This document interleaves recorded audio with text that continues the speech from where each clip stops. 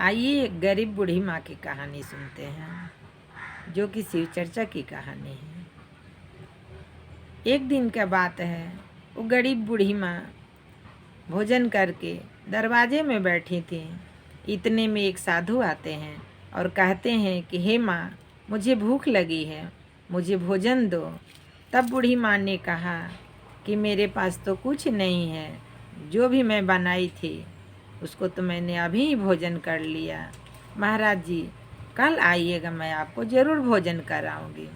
तब वो साधु बाबा ने कहा कि ठीक है, मैं कल ज़रूर आऊँगा, मेरे को भोजन कराना। और कह के साधु बाबा वहाँ से चले जाते हैं। बूढ़ी माँ ने सुबह उठ करके फिर अपना भोजन को बनाया और बना करके उस साधु के रास्ता देखते रही। देखते देखते बहुत समय बीत गया। अब बूढ़ी माँ को भूख भी लगी है, साधु आ भी नहीं रहे हैं। तब बूढ़ी माँ ने सोचा कि लगता है कि आज साधु बाबा नहीं आएंगे, और उसने उस भोजन को ग्रहण कर लिया। जैसे ही वो भोजन करके बैठती है, इतने में साधु बाबा आवाज़ लगाते हैं, कहते हैं माता जी, मुझे भोजन दीजिए, मैं आ गया हूँ।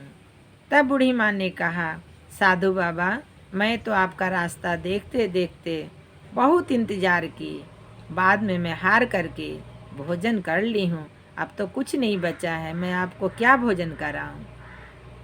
तब साधु बाबा ने अपने झोली से एक मुट्ठी चावल निकाल करके दिया और थोड़ा सा साथ में गुड़ भी दिया और कहा कि ले जाओ, इसे अच्छे से पकाना, साफ कर करके, जूठा नहीं करना। वो बोली कि ठीक है, और वो ले गई, ले करके पूरे रसोइयाँ को साफ करके अच्छे से खीर को पका रही थी। इतने में उनके मन में एक विचार आया, शायद ये मीठा हुआ होगा कि नहीं, क्योंकि गुड़ तो कम था।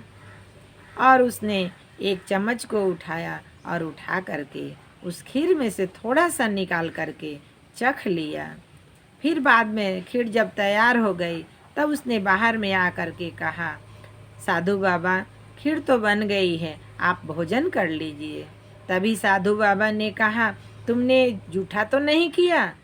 तब उस बूढ़ी माँ ने कहा, साधु बाबा, मैंने जूठा नहीं किया है, लेकिन मेरे मन में लगा कि गुड़ कम है, मीठा हुआ होगा कि नहीं। मैंने एक चम्मच में उठा करके थोड़ा सा चख के देखा है। तभी साधु ने कहा, हे माँ, उस खीर को ज़मीन पर गड्ढा खोद के उसके अंदर में डाल दो, क्योंकि वो खीर जूठा हो गया है, और दूसरा बनाओ।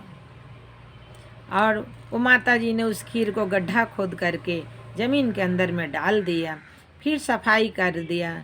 फिर साधु बाबा ने एक मुट्ठी ही चावल दिया और कहा, इसे बड़े बर्तन में बनाना और 5 गांव को निमंत्रण दे करके आओ, और 5 गांव भोजन करेगा।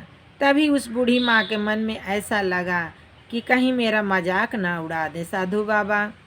तब उन्होंने मन ही मन ये सोचा कि मैं करूं तो क्या करूं, लेकिन साधु बाबा कहते हैं कि तुम जाओ, 5 गांव को निमंत्रण दे के आओ, 5 गांव इस भोजन को कर लेगा। तभी वो बूढ़ी माँ जाती है और 5 गांव को निमंत्रण दे करके आती है। फिर खीर को बना करके रखती है, 5 गांव के लोग आता है भोजन करने के लिए। साधु बाबा कहते हैं कि मैं जब तक ले सभी लोग भोजन नहीं कर लेते, मैं यहाँ से कहीं नहीं जाऊँगा। साधु बाबा उनके दरवाजे पर बैठे रहते हैं। सभी लोग आकर के भोजन करके चला जाता है, लेकिन जिस पतीला में उन्होंने खीर को बनाया था, वो पतीला भरा ही रह गया। तब बूढ़ी माँ ने जा कर के पूछा, कहा कि आप कोई साधु नहीं हैं, आप कोई भगवान हैं, हमें बताइए, क्योंकि एक मुट्ठी चावल में 5 गांव का लोग भोजन कर लिया और वो बर्तन भरा का भरा ही रह गया। इसलिए मेरे मन में तो यही लगता है कि आप भगवान हैं, साधु नहीं हैं। तभी बाबा भोलेनाथ ने उस साधु के स्वरूप को छोड़ करके अपने स्वरूप को दिखाया और बूढ़ी माँ को दर्शन दिया और कहा कि तथास्तु, आज से तुम्हारा दिन बदल जाएगा।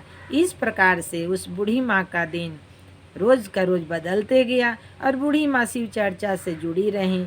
वो दूसरे जगह जाती थी शिव चर्चा में, तो चर्चा कह के सुनाती भी थी, और जो कोई चर्चा को कहता था उसे प्रेम पूर्वक उसे ग्रहण भी करती थी। इस तरह से बूढ़ी माँ गरीब से अमीर हो गई। प्रेम से बोलो गुरु महाराज की जय।